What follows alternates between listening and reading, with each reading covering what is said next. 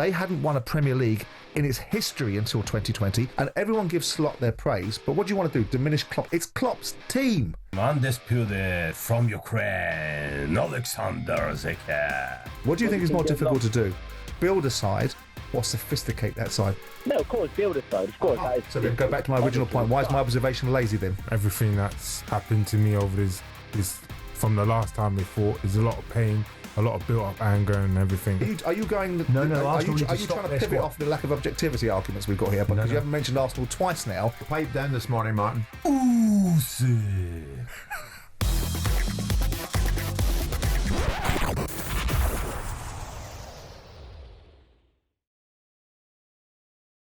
Did Arne Slot effectively turn Jurgen Klopp into the forgotten man this season? You might remember on the day, and I was in studio on the 17th floor, on the day that Klopp announced, and it took us all by surprise, I'm going at the end of the season. And do you remember the fan reaction that day? I'm absolutely devastated. It flashed up on my phone and I thought someone's joking here. I'm absolutely devastated. I was a child when Bill Shankly was our manager and Klopp became Bill too. You know, there will be a statue. He's everything that Liverpool club stands for. Absolutely awful news.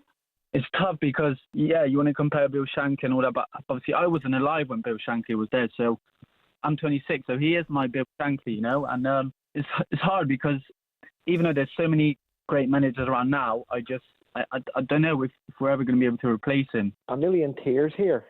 He's one of those guys that likes heavy metal football, and I like him, and I just hope that everything's okay. Everything is more than okay, isn't it? I mean, Martin, you heard one of the callers that day. I don't know if we're ever going to be in a situation whereby we'll replace him. Jurgen who? Yeah, but that derailed the team because there was such a strong emotion. I thought they might at the time, this would bond them together, but I think in a way it kind of pushed them apart and people stopped listening. Even if you're a great leader, you're not going to be there anymore. So that Klopp cuddle didn't really mean anything anymore. But Jim, this man, Klopp, won every trophy that was possible to win in world football. So you can't say that, he's been surpassed already. This is the start of a journey for Arne Slot. What he wants now is to win this year on year. That is the challenge. That's what managers have done at Liverpool in the past. It's also Klopp's team, with due respect. And what was nice about that is football has a propensity that the king is dead, long live the king. And so it's nice to see people at that moment in time not just saying, well, he's gone, on to the next person. There was a degree of respect which he's earned. Because when he came in 2015 and he picked up what was left of a side that Brendan Rodgers was beginning to decay and was beginning to lose its way, and built a side that became, I think, with all due respect to other sides in the division, the side I enjoyed watching most because it was so exciting. It was so ferocious and feral at times. Heavy metal football. So I think he deserves, and I think with all due respect to Slot, the big thing that he had to manage was himself in an environment where he was inheriting or walking into perceived big shoes. He could certainly walked into a big squad of talent because he didn't have to supplement it. If he didn't supplement it, which is a breath of fresh air for someone who's owned a football club, someone not walking in the door saying, I want all my own people in, please, and was able to inherit a squad, then you have to give a huge amount of cachet back to Klopp. Yeah, but come on, it's his team. It proved not to be so. It proved not to be so easy though, Simon, for David Moyes when Sir Alex exited stage left. Come on, and this is not an easy transition by any stretch. And that's fine, but we've made the point, and I suspect with a little bit of benefit of hindsight, I think it's unarguable that he inherited a squad. He didn't buy anybody. Moyes bought people. But he bought players like Fellaini and people like that didn't enhance the opportunity. This guy didn't have to buy anybody. It was an endorsement when he came through the door, Jim. He must have thought, he was saying, I'm not changing. I'm not getting rid of Simon Jordan or Jim White. I'm going to go with them when I take over this show eventually. Because he knew what he had. That was an endorsement of what he had in the building. Yeah, but Martin, Moyes inherited the title winners. You could argue that with Klopp was losing. Klopp was losing these players. Let's not compare Moyes. I don't believe it was. Look, I think that was a group of players that were at the end of their journey. I mean, these players still had plenty to give, and Klopp couldn't quite find it. He almost left the building frustrated and annoyed. We debated that at the end of the season, last season, with Souness suggesting, and I suggested alongside him, maybe that dressing room isn't as strong as it should have been because it should have been able to carry him across the line. Well, what I will tell you this is FSG must think all their Christmases have come at once. Not only have they got a new manager in the door that wins them a league, they haven't had to spend any money. Yeah. They will now in the summer. Yeah. Granted. That's the next step, yeah. I mentioned United, and we're always told Manchester United, the iconic brand. Is there a bigger club in world football? I would argue Real Madrid is bigger, but that's just me. Manchester United, they're the ones, the shining lights of English football. Liverpool are level with them now, Simon. 21 league titles. Can United seriously still be considered the Premier League's biggest and greatest English football brand? Well, yes, I think so. I mean, they're being caught. Over Liverpool? In Premier League years. They're being caught. Quite incredible. I mean, they're being caught by Manchester City's worldwide penetration. Man United run around with this huge lie, by the way, that they have 1.1 billion fans, because it's not provable, it's not factual, and if it was, you'd see completely different dynamics in their digital revenues and all kinds of stuff if they had 1.1 billion fans around the world. But what they still do is they still occupy massive precedence with a team that sucks and with a bunch of performances that are poor. So with that in mind, more people focus on Man United. I know, but more airtime is devoted to Man United losing games and their decline than is to people's successes. What does that tell you? Yeah, but if Liverpool were 14th this morning, we'd have been all over that as well. Not the same way. Okay, Not dawn till dusk. If Liverpool were sitting 14th in Slot's debut season, you kidding me? It'd have been long gone. Sure. That hasn't actually happened, has it? As much as this is only their second Premier League title, Jim. So Liverpool has been a little bit asleep. Okay, they've made it to Champions League finals, yeah, but this is just the start. But 20 league titles in total. But fine. Yes, of course, I know that everything starts though with the Premier League. If we're just looking at the Premier League years, and then we were having that debate, weren't we? About that. I do think it's unarguable that the game of football in this country changed. The whole rules of engagement changed in 1992. And what happens in 1992? The Premier League comes in. We've got a whole raft of changes. Wenger wouldn't have been here if the Premier League hadn't existed. Who wins the Premier League the first 4 or 5 times? Manchester United. I'll wake up after 25 years. I think there is a reality of, you compare it. Now, Liverpool have won 2 Premier Leagues in 32 years. And the focus has been not so much on Liverpool's lack of success, but on the fact that they've nicked a Champions League. 2 in the last they've won 5. A few cups. Yes, they've been brilliant in the last 5 years. In amongst a very good well and truly caught, Simon, but prior to that, Liverpool. they didn't win. With all due respect to them and their wonderful achievement this year, they hadn't won a Premier League in its history until 2020. And I don't see the hysteria and the furore that went around Liverpool's lack of achievement in the Premier League as there is about Man United. I know, but look at what they did before with Souness, Man United won the FA Cup. Man United have won other tournaments in the last 10 years. And Liverpool went for 28 years only winning peripheral tournaments, with the exception of the Champions League. Winning the Champions League for fun. You tried telling Souness that this morning, I would have thought. But with due respect, if we're judging the Liverpool, because we just heard a manager turn around and say, he just turned around and said it on air, the expectation and the biggest pressure I had was to come and win a league here. Yeah. Well, Liverpool didn't win the Premier League for 28 years. So that's a generation. Answer me, how many more titles will Liverpool win before United secure their 21st? Are United going to win it next season? They don't know that anyway. Or whoever. No, well, if you'd have watched yesterday's game, it was going to be another defeat. They score in the 94th minute. It's unbelievable. You know, and they have a manager that you wonder. But isn't that good? I mean, if Sir Alex Ferguson's very first season, he comes in and loses the number of games Amorim has lost, he's out the door. He doesn't survive it. Somehow, this manager, and it seems to me like a show football vocabulary that you can only play one way. Just play the way you were, and then and put your plan in next season. The team just doesn't seem to be able to pick up the way he wants to play. And the quality of players not there. So you have a rough idea how many more Liverpool will win? If it's a current direction of travel, how many more Liverpool win? I don't know. He's just told me Man City are going to come roaring back. I'd expect Arsenal to be in the picture. I think they're further away at the end of the season than they were at the beginning. Liverpool are serious favourites to retain this thing. They must be. Well, they're the league champions, so they should be, shouldn't they? Of course. Right, but there's no... Will Arsenal get near them? We won't know this. We won't know this until people do business in the summer. I think City, though, are still and we next. see how they come out of the blocks. City will be the big rivals because of what they've achieved. Hang on, are you going... No, are you trying to pivot off the lack of objectivity arguments we've got here? Because you haven't mentioned Arsenal twice now in the run-in for a title. You gave City the first bunch of flowers, and now you're not even including Arsenal in the second conversation. There's a message for you, Martin. City to win it. Arsenal have only won 3 Premier League titles, so pipe down this morning, Martin. Well, they've won 3 more, haven't they, than most other teams.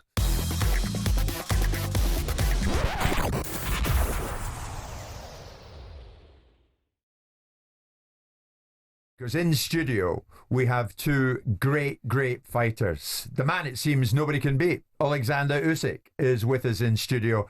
And the man who tried and failed, but was going to try again on at Wembley Stadium on July the 19th, Daniel Dubois, is in studio as well. The two boys have come hot foot to London Bridge, to the studio here from Wembley Stadium. And the two were on the pitch and they faced off. And it got slightly heated. Oleksandr is saying this was nothing. There is Daniel wearing a very nice powder blue suit. Oleksandr in his Team Ukrainian tracksuit. A bit of shoving, but it came to nothing. Daniel, good afternoon. Yeah. What was that about? You're just letting Oleksandr know that you're there. It is a bit of that, but at the end of the day, it's a fight, so any time we're in each other's faces, it could kick off. But I'm happy that I've got this opportunity and I'm ready to fight. Let's hope it doesn't kick off this lunchtime. We're in the small studio with two of our friends, two good security lads and a member from Oleksandr's team. You must respect Oleksandr, I'm sure, for what he's achieved so far. Definitely, you as a fighter, you see them and you see what they've done, and then when you get the opportunity, I want to win. I want to beat him as well. He's been up there a while, and he's had his day. So now is my time. I'm really confident and ready to fight.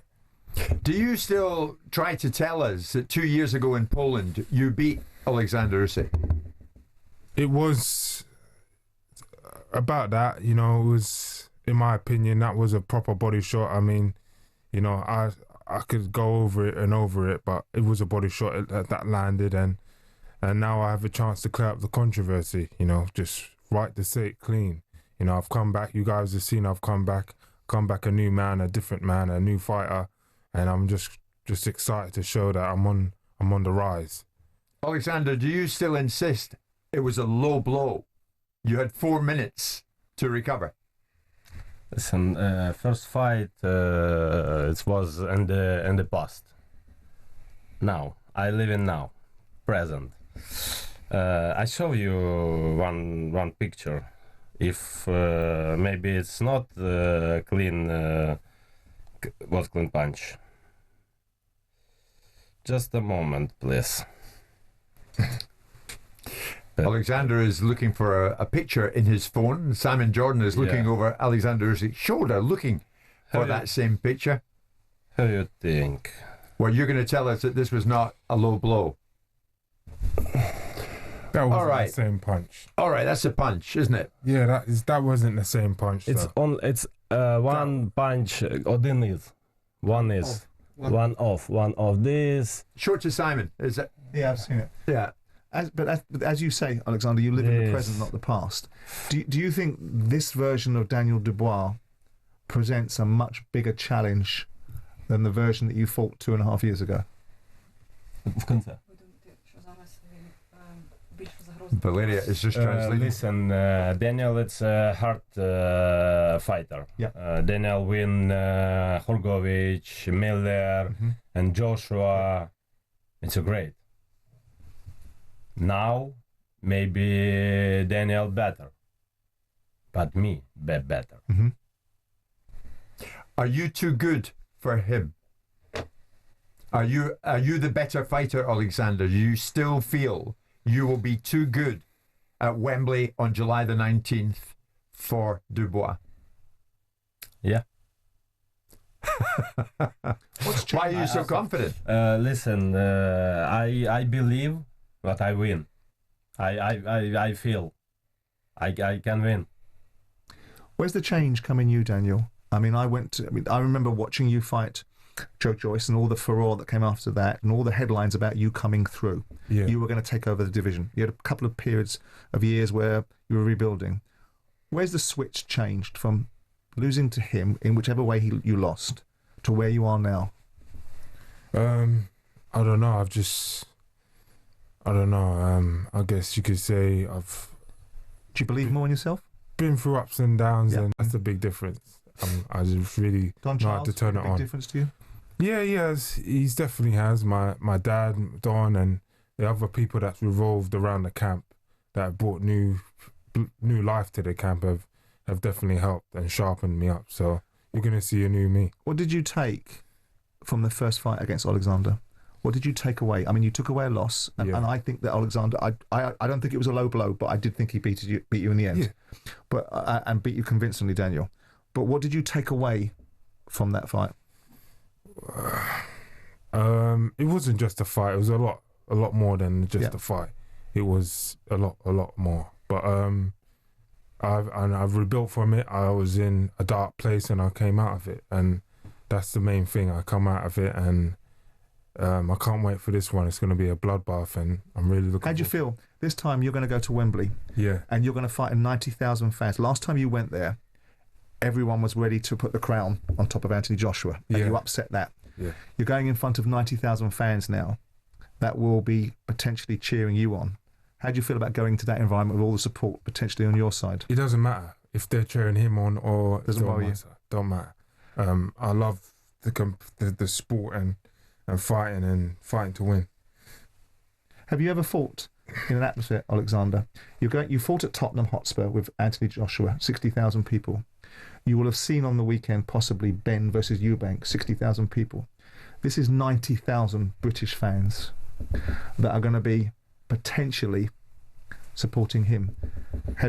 Does that environment concern you? For me, it doesn't matter. Listen, I go to all place when leave my opponent. For me, it's a great, because I do have a lot of followers like here in the stadium. Listen, 100,000 people go to watch and fight me and Daniel. If this stadium support Daniel, no problem, because it's London.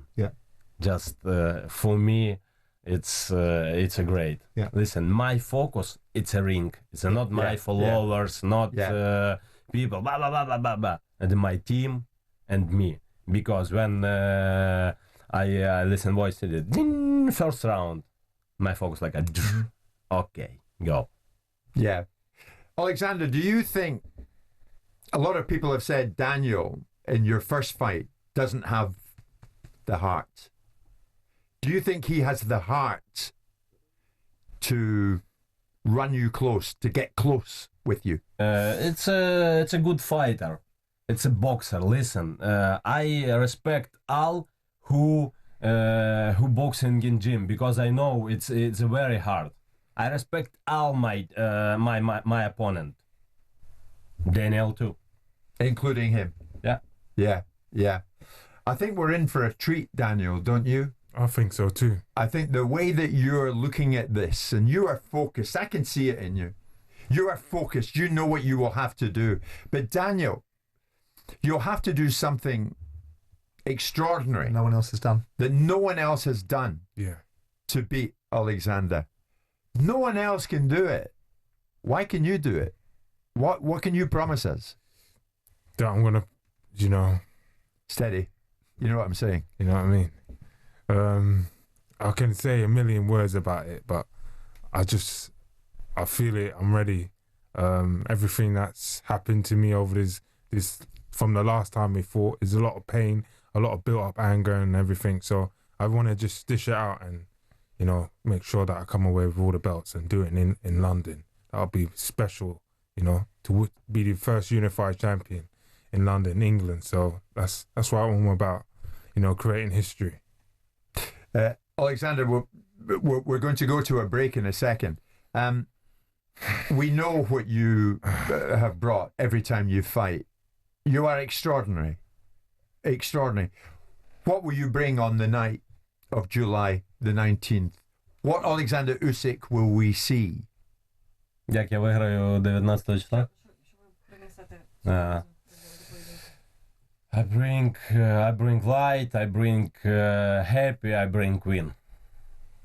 You bring fight, you bring happy, fight, and you Free bring time, the win. Undisputed from Ukraine, Oleksandr the Cat. Usyk. Love it.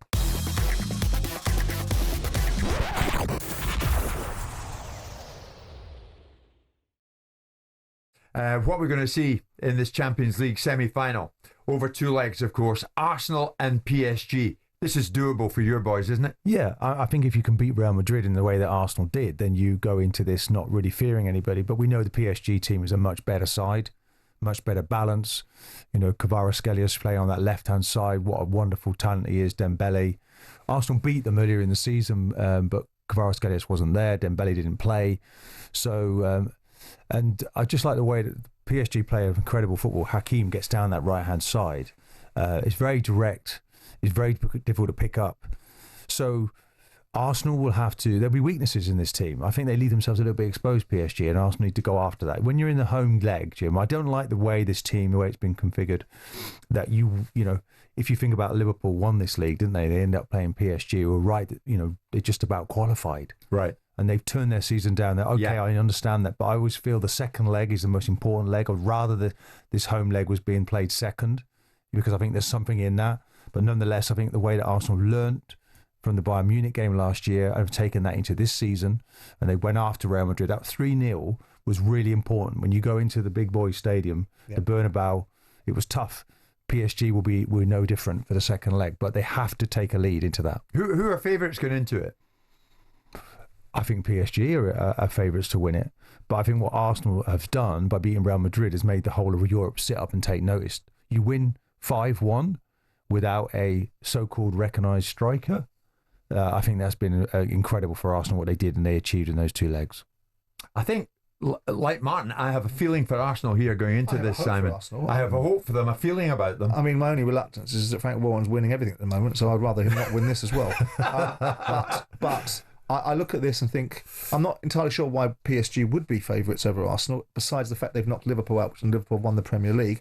I think Arsenal have the tools to deal with PSG. I think it's difficult, and so it should be. It's the semi-finals of the Champions League. It's a kind of 50-50 fight, this one, isn't it? Yeah. Because PSG have been really impressive. They've been very impressive. They've won their own league by 20 points. They lost, by the way, over the weekend. Nice. Arsenal have had a nice rest coming into this to prepare. You know, it's like, it's difficult playing all these games when you've got this big game sitting in the back of your mind. Yeah. So they've had Saka's a key part of this game. And Aston Villa have shown that you can put PSG on the ropes. Well, I mean, that second leg, they only lost by the odd goal in the end. So, you know, you can see that they are vulnerable, but you've got to create that momentum in your stadium. And Villa had it in the second game, of course. Arsenal have to do it in the first game, Jim. So they've got to take the game to their opponent. It's going to be one heck of an effort. But as I said to you at the start, Martin, it's doable. And I think the Arsenal fans believe. Well, I feel like we've been on a journey, all of us, and I've had to defend the club a lot. And there's been times when you guys have been, you know, shooting at me from distance. And I've always stayed solid, always showed belief, and I'm still feeling that Arsenal could do something special this season. But it will take a monumental performance to get past PSG. As a club, Martin, just to finish on, I'm not. This is not a swipe, but the scale of the club and what they're trying to do, it's time, isn't it? Arsenal need to show it in Europe. There's no divine right to be successful, but you know, this is the second season in the Champions League after being 6 years away. They're learning fast.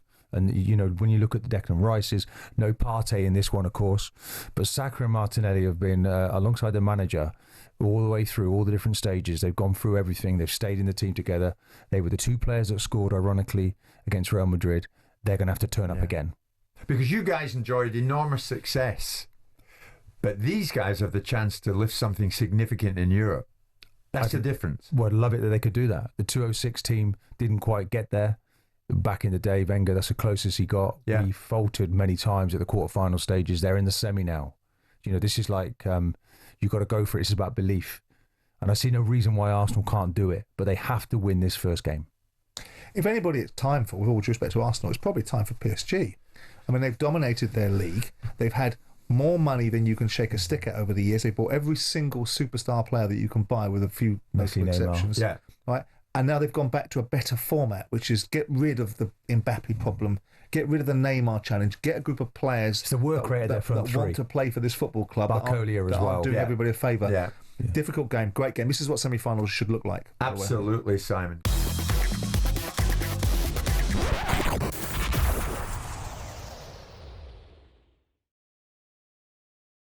We need a few Liverpool voices on. A few my God, you're out there in numbers and you're calling us in numbers. And that's exactly what we want. They beat Tottenham by 5-1 yesterday, and they were officially crowned Premier League champions. A debut title for Slot in his first season. I mean, considering the time frame, has any manager before made as big an impact in such an understated way? Simon saying Mourinho did the same at Chelsea. Yes, he did, but it wasn't exactly understated, was it? How are you truly feeling? And are they now going forward? Are Liverpool going to dominate when it comes to matters Premier League? Sean, you were there. You were inside Anfield. How you did it is anyone's guess, because it was the hottest ticket in town. What's your thought this morning? Good morning. Morning, fellas. Great show as normal. Thank you very much. There's always ways and means. There's always ways and means of getting tickets where the red men are concerned. You say about Slot and the understated ways. I know this is a cliche, but already on Merseyside, and you can hear I'm not Merseyside, I'm not a Scouser from my accent, already the comparisons of the transition from Shankly to Paisley are being drawn between Klopp and Slot. Klopp was the man of the people, the big people motivator. He picked Liverpool up from years in the doldrum, turned us around and gave us that foundation, and in his own words, from doubters to believers. Slot, understated, akin to Bob Paisley, the quiet man. And oh God, my lad was there at the game with me at the minute, and I just hope and pray that FSG have got their eyes open wide enough to see if we invest wisely with Slot, this can be a repetition of the Paisley era. I was in the Kop the last time the fans were in the Kop when we beat QPR back all those years ago. And if anybody had said to me then, you weren't going to win it for another 30 plus years, I'd have told them that off their head, lad. It's a good point. Simon, there's a pressure. Good call, Sean. Thank you. There's a pressure on FSG now, as Sean says. Nice pressure. To do the necessary for Slot. But they're in the football business, so there's pressure every summer to be able to match the manager's expectations. I don't want Liverpool to go and dominate like they did in the 70s, 80s any more than I wanted Man City to dominate the Premier League. I don't think that's the right thing for football in this country, to see one side dominating it, and I don't think they will. I think that they will be successful in significant measures, but I want to see Man City come back. I want to see Arsenal win the league, because that's what they've been promising to do. I want to see other sides, really knocking on the door. I want to see Chelsea and Manchester United back in the mix, and other sides, because it makes the league a better proposition. Yeah. I can see the comparison for Shankly and Paisley, although they were in the boot room. They had this sort of progressive management, didn't they? Succession management plan at Liverpool. Back in the day, Joe Fagan, of course, and Dalglish all came through that. But so Arne Slot's come from the outside. So that makes it even bigger for me, the way that he's been able to enhance these players and get even more from them. Talking about coming from outside, Steve is a big Liverpool fan. You weren't inside Anfield. I think you were outside Anfield, Steve. Is that right? Hi, lads. Great show. Yeah, just couldn't get the tickets, but travelled 300 miles round trip to get there and celebrate. Even before the game was started, we knew we had the title in the bag at the end of the day, and it's a great and it is what it is at the end of the day. What I want to say is, lads, I don't think the pundits are not giving enough credit to Arne Slot for this at the end of the day. Yeah, you should be giving him his flowers at the end of the day. First season, wins the Premiership without any serious investment to the squad at the end of the day. You lot need to give him his flowers. Simple reason is, he's done something other managers failed to do and been at other clubs longer. Look at Arteta at Arsenal. Spent a fortune, still can't get it over the line at the end of the day. Arne comes in, takes over Jurgen Klopp's squad, tweaks it with a bit of tactical nounce, and runs away with the title within 3 weeks. That's a great point. Let's put that to Martin. Look at the players he's inherited. So you're looking at Gravenberch and Gakpo, Diaz, and then you're looking at Szoboszlai, McAllister, World Cup winner. These are top players. So the back four, 3 of the back 4 have already won titles. The goalkeeper's immense. So you look at it and you think, okay, but come on, Martin, 15 points clear. The foundation was there for them. So look, I've already said it, and I have given. Yeah, but I'm giving Arnie unlike credit. Arsenal, Liverpool didn't buy a £100 million player. I think they last season. Declan. Look, this is the second coming of a team, wasn't it, for Klopp? He'd already put that. No, they bought a £75 million centre back and a £75 million goalkeeper a few years ago. Yes, so that was years ago. Yeah, that was the first coming, wasn't it? That was Klopp's first team. They're still building. They're still spending. Mane, Salah. Right. So when someone comes out with you've got a £100 million player, they've bought big players as well. The fact is that I don't want to get into territory of diminishing Liverpool's title. Arsenal can finish second by getting 79 points, which is 10 points less than any other season in the last couple of seasons that's required to get second place. So no one has pushed Liverpool as hard as perhaps they could have been pushed. And we'll see when everyone regains their poise and gets themselves together. We'll see how dominant they're going to be next year. And everyone gives Slot their praise. But what do you want to do? Diminish Klopp? It's Klopp's team that he inherited. I think we have to show that respect. You can't have it both ways. You can't have it when a manager is unsuccessful saying, well, it ain't my team. And then when they are successful, say, well, that is my team. Because it wasn't his team. He inherited a wonderful group of players that he was able to do what a good manager should be able to do. They finished third last season. Right? Yeah, but they fell off a cliff. Right. But they fell off a cliff when the manager announced he was leaving. Gap that Slot has made up. But he didn't buy a single player. One player he bought that he never utilised. If Slot had come in and finished third again with Liverpool, would people have said, well, yeah, he's transitioned quite smoothly in there. Fair play. He's finished where Jurgen finished. No, he's gone there. No, they would have done. If Slot, because people weren't sure what he was going to be. He's made Klopp's team better. Most people, yes, he did. You give him credit for that. There's your answer. He's made Klopp's teams better. So you've made my case for me. It was Klopp's team. David, where are you at this? Liverpool fan, what is your take on it? Am I wrong here? I mean, Slot has overachieved by taking Jurgen's team from there to there. Has he not? Well, I agree with you, Jim. I feel like it's such a lazy thing to say, Simon, when you say, oh, it's Klopp's team. Yes, it's Klopp's team, but that team, when you say it's Klopp's team, they didn't win it. So, exactly. Klopp's team or not, they weren't good enough to win it. But am I wrong? But am I wrong that am I wrong that Klopp assembled all the parts and someone? No, you're right. Well, then it's not lazy, then, is it? Was it not though that Klopp just ran out of energy? You know, it just seemed to be that he felt, okay, he could no longer get a proper tune out of the team. David, you're clearly a fervent Liverpool fan. Tell me straight, what has Slot done? Slot's tweaked it, and it's like in a sense of what Martin just said, they ran out of energy. What Slot has done is completely change from heavy metal, use all your energy, wait till energy to come, relax. Balance. We got three ways of playing. We got play of playing where we can keep the ball, move it around, where we can. What's more difficult to do? What do you think is more difficult to do? Build a side or sophisticate that side? No, of course, build a side. Of course. That is, so then go back to my original point. Why is my observation lazy then? No, but what I'm trying to say to you is when you said it's Klopp's team, but that Klopp's team was not good enough to win the league. He built but Arteta disproves you there. But Arteta didn't inherit a team. He inherited a group of players. He's bought one. Well, he's sure. But he's found it harder to sophisticate it. Agreed, but we're not talking about Arteta. We're talking about Slot.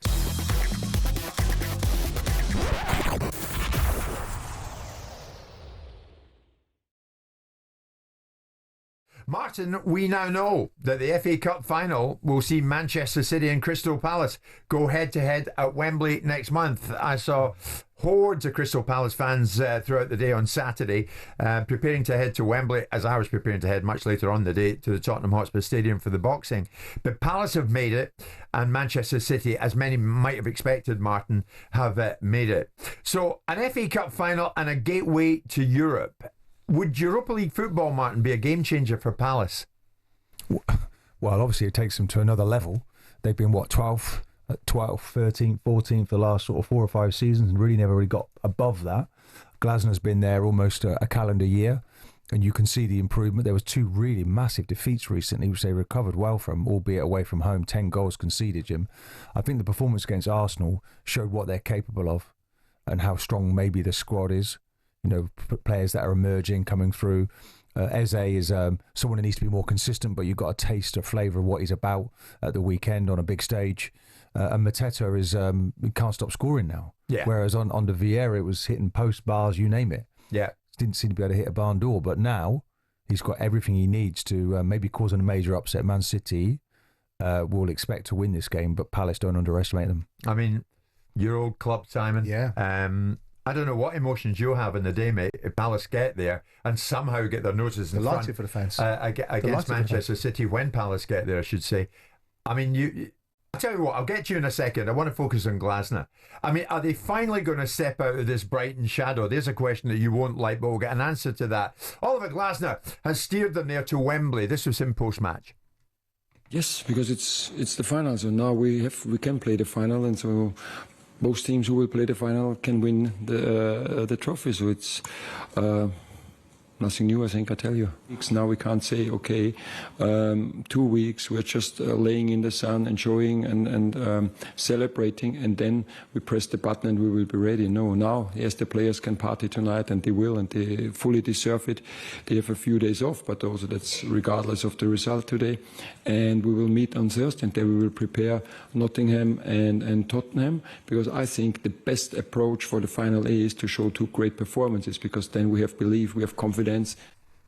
Simon, keen to know, I mean, you had more than a few managers at Palace, and I know you still have a huge affection for the football club. Your dad played for them, you owned them. Yep. In Glasner, what have they got? Do you like the cut of his jib? I'll tell you something, Simon. In Seville, I watched him when Eintracht Frankfurt overcame Rangers in that Europa League final. And Joe Aribo put Rangers ahead. I looked at Glasner, coolest guy in the stadium. He's a very good manager, and Palace done very well to get him. I mean, Palace have been to an FA Cup final in the last 9 years. They were unlucky to lose to Man United in 2016. So it's not as if they haven't been there before. So this nonsense narrative that you wanted to create about coming out of Brighton shadow is a silly, because Palace got promoted whilst beating Brighton at Brighton's home ground in the playoffs. But getting into Europe. And like Brighton did. Yeah, absolutely. Fantastic. But we're not being eclipsed, and we're not going to eclipse them. They're 2 different clubs. I think Glasner is a top manager. The fact that he's won a trophy already has proven that he's a top manager. I think Palace did well to get him. I think they'll do well to keep him in the longer game, but that's not to say he'll be able to demand from the owners more support, because he'll want to be ambitious, and he'll be right to do so, to push the envelope. Palace have been in irresistible form up until half-time against Manchester City 2 weeks ago. Before that, they were beating most times they come up against. They were battering Man City. In the second half, they got caught in a hellstorm of absolute City excellence. Then they went to Newcastle, got caught by that. This is a good FA Cup final. I thought Villa would turn up. I thought that Villa would have to turn up because it would salvage their season. Because at this moment in time, they're in danger of being accredited for a great performance in the Champions League, but that's about it. They might not get a European berth. They had a chance to win the FA Cup because I thought they might win the FA Cup. So I was surprised that Palace went through them as easily as they did. But if you look at the recent run of form, which I said before the game, which is Aston Villa cannot land a glove on Palace. Palace beat them 5-0 at the back end of last season. They've beaten them twice, in 3 times now in this season, plus they've drawn against them. Yeah. So Palace have got the evil eye on Villa. I mean, literally the evil eye. It's just interesting, Jim, how people, Man United fans are going to say, oh, here he goes again. But if we just compare, like, this guy plays a very similar system, doesn't he, to an illustrious team in the northwest of England, you know? But this guy seems to be able to get his message across much better. And he's got a centre forward who runs the channels. Sarr yesterday was unreal in his performance. You know, there's some top players here, but this manager is able to stitch in the information, play to a system which is 3-4-2-1, not dissimilar to Manchester United, but get that message across and make it work. Yeah, that's been really significant to me. So he's impressive how he's made a difference in that calendar year. I think he's taken them to another level now. They've got obviously a few games to finish off the season, but the major game for them is the FA Cup. So he's got to negotiate a number of games. But they are now looking like they're not favourites going into this, but I think they enjoy not being the favourite, being the underdog, and they'll relish that on the occasion. It's an amazing day to play in a cup final. Do you know, like, it's a good cup final. You go to that game, okay, there's a game that supersedes it now. It should be the last game. It should be the coveted game when the season's finished and it's just you and your opponent in the sun for 7 days, everybody else on holiday and preparing for it. And they won't have it this year. But nonetheless, it's still an amazing game to play. I just wonder if Manchester City's 7th consecutive FA Cup semi-final in London, Simon, their 30th appearance at Wembley in 14 years, and they were unable to sell out the full allocation of tickets. And the prices range from 30 to 150 for the game.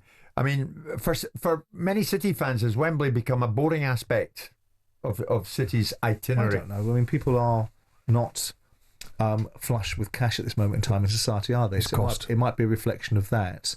I don't think it's a disengagement, because Man City fans are engaged with their football club. Yes, I've seen them protesting against season ticket prices and having lots to say about a group of owners that have potentially given them more than they've ever seen in their lives. And we'll disagree on that principle, but I don't think we should characterise it as they've become laissez-faire about FA Cup semi-finals or travelling down to Wembley. 28 occasions they've been there. It's expensive to get down to London. Yeah, exactly. In big numbers. Yeah. You know, it's okay. You know, they want to increase their fan base, don't they? They want to enlarge it, and they've had a great deal of success, and they would like to fill out, but you can understand the expense of it.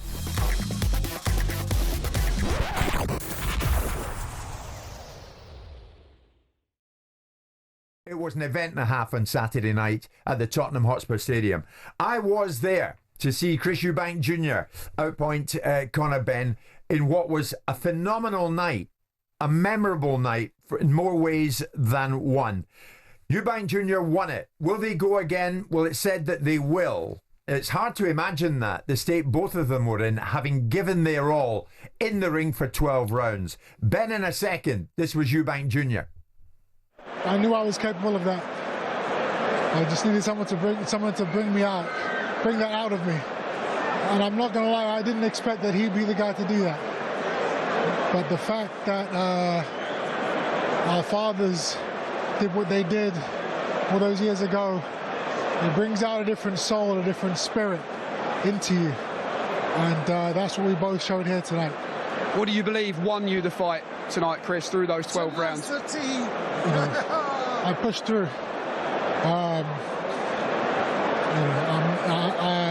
There's a lot of things that have been going on in my life that I'm not going to get into right now. But I'm happy to have this man back with me, and we've upheld the family name like we said we were going to do, and onwards and upwards. Maybe 14 months out of the ring, played a factor.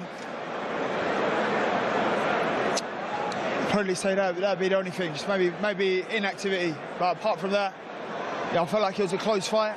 I'm not going to go, I think I won it and all that. I've got to watch it back. I know it was close.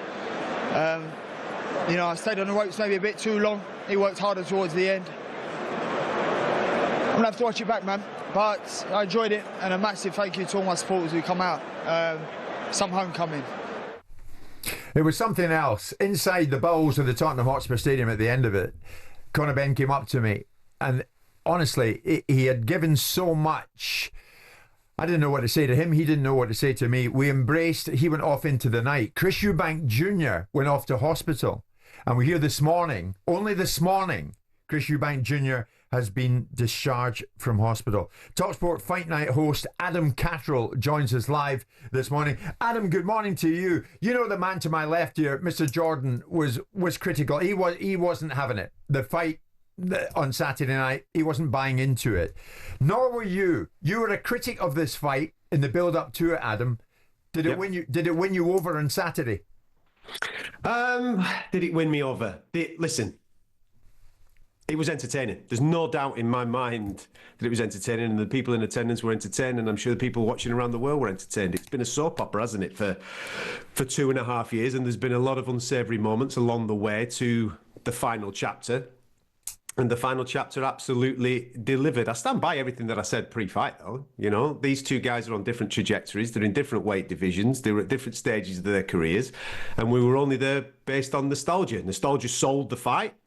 And it popped along nicely throughout the whole course of fight week from a sales and promotional point of view. But if we're going to get into a conversation as to whether we want to do it again, normally you would look at a fight like that and say that it was that good that maybe we should do a rematch, but I'm completely against it. I think we've got away with one. I think we've had a great night. Everybody's come away from it nice and safe, but I think that these two gentlemen should go in different directions now and kick on with their career in different weight divisions. Got away with one though, Adam. Who got away with absolutely. one? Listen, who got away with one? The British Boxing Board of Control, people who sanctioned it, people who put the fight on, because there's two guys here that are in different weight categories. They're at different levels going into the fight. Listen, just because we got a good night doesn't mean that the narrative pre-fight should change, and doesn't mean that now going in, when people are starting talking about rematches and doing it all over again, that we should all just forget about the safety aspects of the sport. Chris Eubank Jr., for me, is done at 160. He should be moving up in weight and he should be chasing down a fight with Canelo. That's what he should be doing. From a Conor Benn point of view, the evidence that I saw at the weekend, even though there's guts, determination, and a fantastic, he comes away with a lot of, he stopped rising out the fight. No doubt in my mind about that. But my conclusions are, he's not a 160. I'd even forget about 154. If he can get down to 147 safely, that guy's changed my mind as to whether he can become a world champion. I think he can. I think he can go down there, and I think he can beat the likes of the Barrioses of this world and really achieve something magnificent. So what you're saying, Adam, is we've done the bit. We've done the Eubank Benn bit. In memory of their fathers and what they did before. Now the two sons get in the ring and there's been an outcome. It wasn't the one Conor wanted, but there's been an outcome. We've done it. Move on. I'm absolutely on that train, mate. Yeah, it is done. I think the chapter is closed. They lived up to legacies. There's no doubt about that. They've exceeded my expectation with what I saw at the weekend. They gave us a fantastic spectacle. The chapter for me is now closed. And they both got positive momentum coming out of the fight, and they can go in different directions now. And who knows, maybe achieve something incredible. Conor, I think, genuinely could challenge for a world title at 147. And I think the Eubank name is big enough to command a Canelo fight. Whether he beats him or not, listen, that's a different debate. I get what you're saying, actually, Adam. You're saying now, because of the pressure of being a Eubank and a Benn, neither wanted to lose. The fear of losing was the big thing here. Conor lost. Yep.